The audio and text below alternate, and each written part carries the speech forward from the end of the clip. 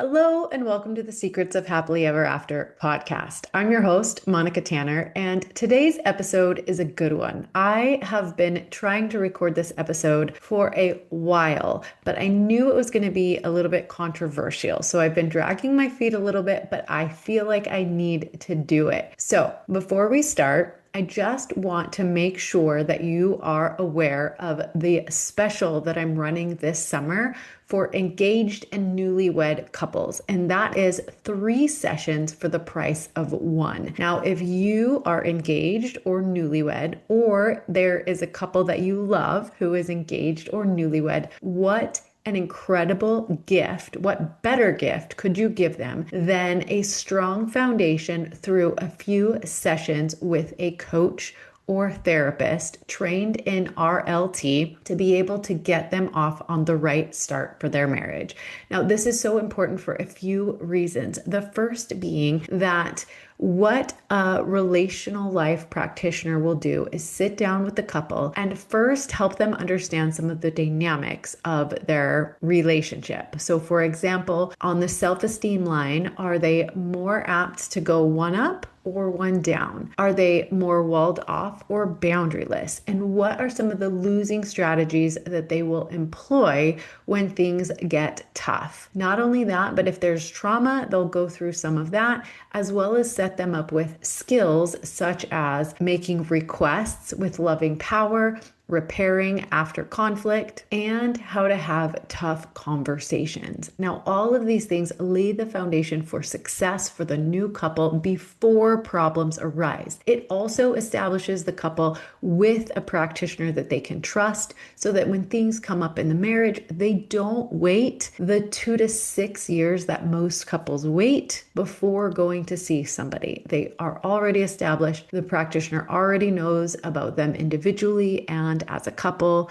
and they can jump right in and work through the problems that always come in a long-term committed relationship. The skills will help them navigate the natural cycles of harmony, disharmony, and repair, and help them achieve more trust and resilience in the marriage. So if you know a newlywed couple and you would like to gift them 3 sessions with me, go to monicatanner.com/call, CALL, and I will get you a beautiful certificate that you can gift to the couple, or I will help you find another relational life practitioner that can provide these services to the couple. All right. With all of that being said, let's jump into today's episode, which, like I said, is a really good one. I wanted to create an episode that would help couples where one partner wants to work on the relationship and the other partner is resistant. Now, I have a lot of these couples in my practice right now. I'm working with either husbands whose wives refuse to come to therapy, or a few wives whose husbands are super resistant to doing the work. Now, there are a lot of marriage experts out there who talk about you can change the relationship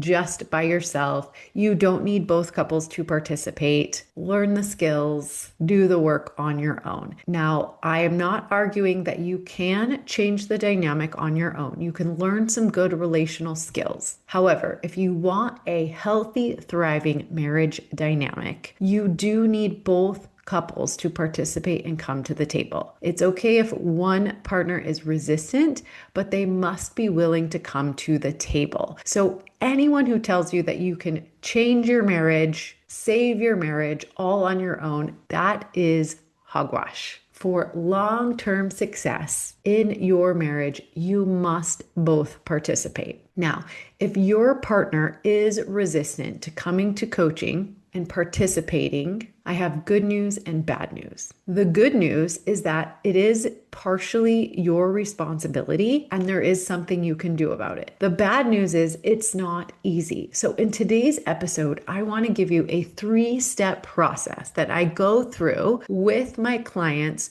who have partners who are resistant to come to coaching or therapy. Now, there is a myriad of reasons why the resistant partner is so resistant. It could be that there's a stigma on asking for help. It could be that it's vulnerable or they feel like it's showing weakness. It could be that the tradition in their faith or in their family has set them up to be resistant to this type of help. But more than likely, the reason why your partner is resistant to come to coaching or therapy is because they are not uncomfortable enough. Now, this is the good news that I was talking about, because there is things that you can do about this. So when I have clients come to me and they say, I really want to do the work, I'm unhappy or uncomfortable in my marriage, I know that it can be improved, but my partner refuses to come and participate. The first thing that I advise them to do is to set up an appointment for both of them, and then to show up every single day, to use the skills to stand up for themselves with loving power, to go to their partner and say, hey, is this a good time? There's something really important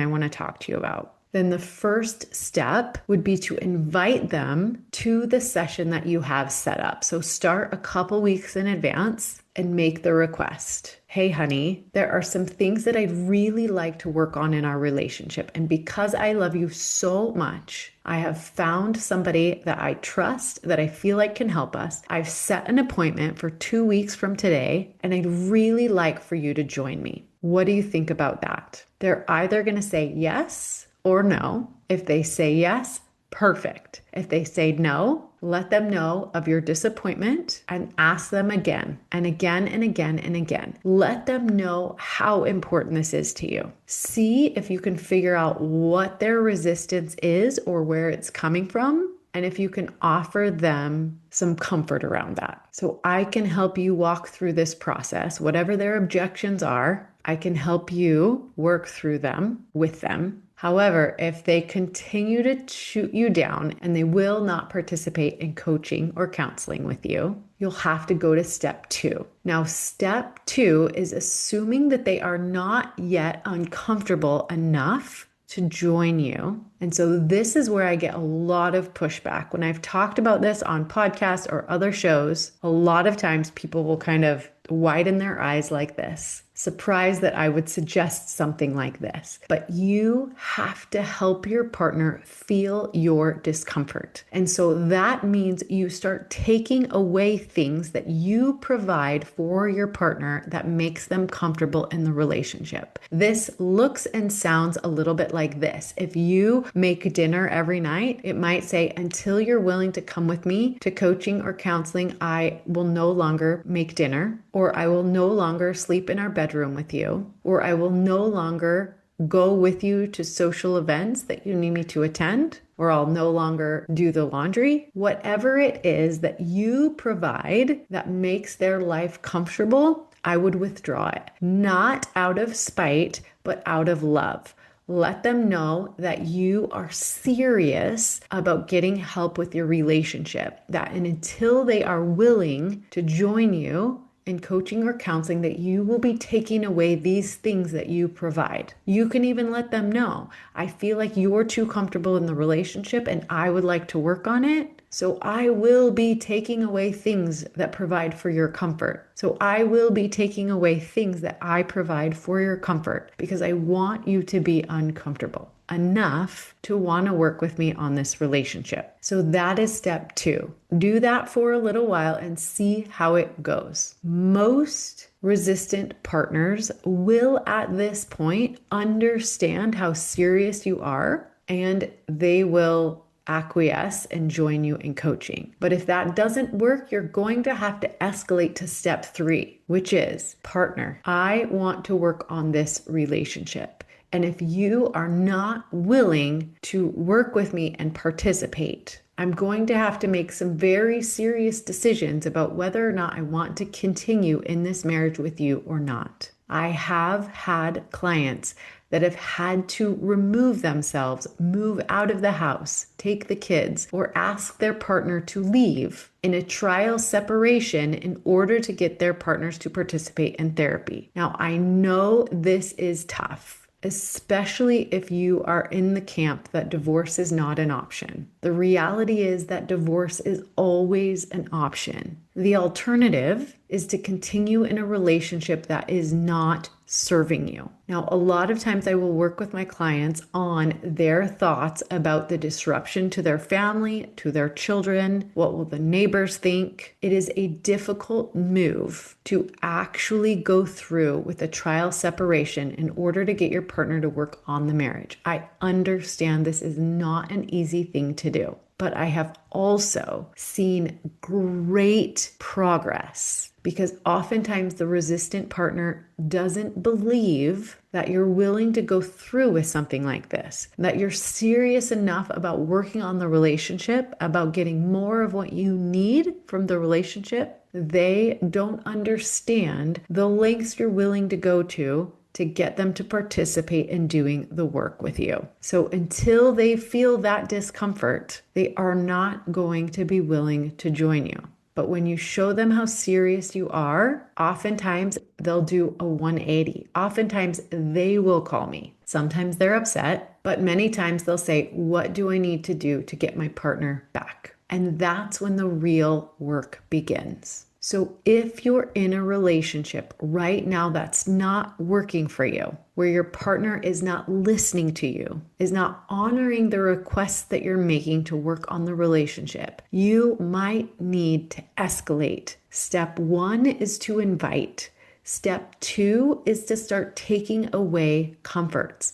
And step 3 is to actually separate. What's amazing is I have seen couples completely reconstruct their relationship when both partners come to the table and are willing to participate in the work to make the marriage better. This provides so much value for their children, for their families, for their communities. Instead of staying in a marriage that isn't healthy, where there are destructive dynamics and only one partner willing to work, the difference is night and day. The results and the progress are astounding and so worth whatever it takes to get there. So I invite you and I encourage you to take the necessary steps to show your partner how serious you are, to stand up to them with loving power and request that they join you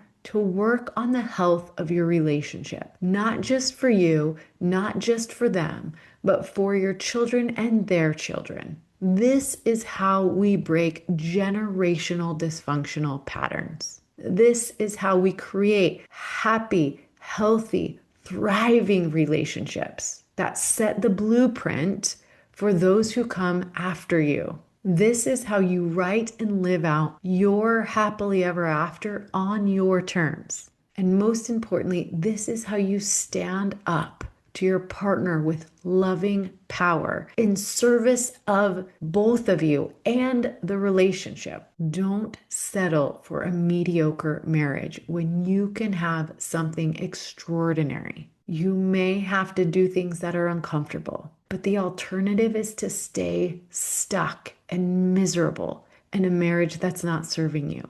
And that's not good for you. That's not ultimately good for your partner, and it's not good for your children. If you need help with this, if you need coaching through this process, please reach out to me. Again, you can set up a complimentary call by going to www.monicatanner.com/call. I'm ready and waiting to work with you. My mission is to increase marital satisfaction and lower the divorce rate. I know that it's possible. I've seen it. I've experienced it. I've lived it. I appreciate you being here and listening. If you want to set up the newlyweds in your life for success, please get them a few sessions with a relational life practitioner. And if you're ready to do the work on your relationship, reach out. I'll be here, same time, same place next week. And until then, happy marriaging.